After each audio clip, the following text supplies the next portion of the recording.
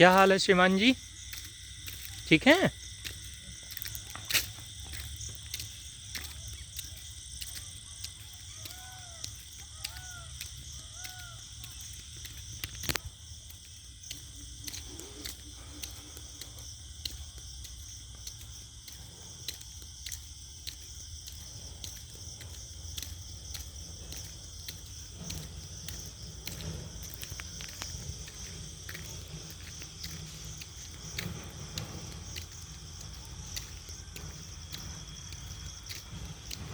आज मैं अपने गांव आया हूं और यहाँ पे बरसात हुई है।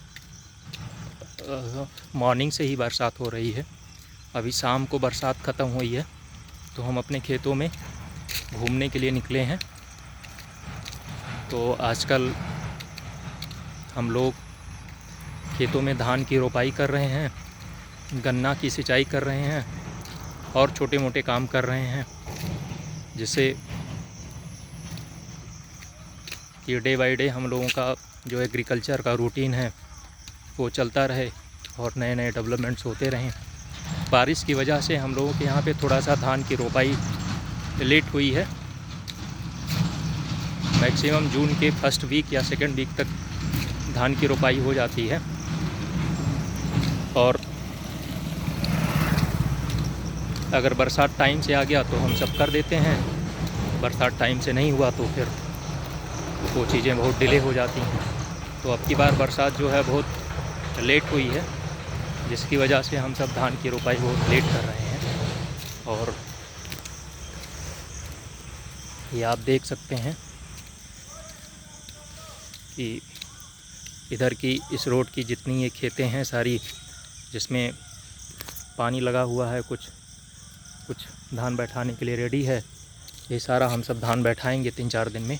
आज 29 जून है तो 29 जून के बाद में लगभग जुलाई के फर्स्ट वीक तक हम सब धान जो है जितना मैक्सिमम हो सकता है उतना रोपाई कर देंगे, जिससे कि बरसात का पानी धान में लगे तो धान जो है अच्छे से ग्रो करे और बार बार सिंचाई के लिए ज़रूरत ना पड़े।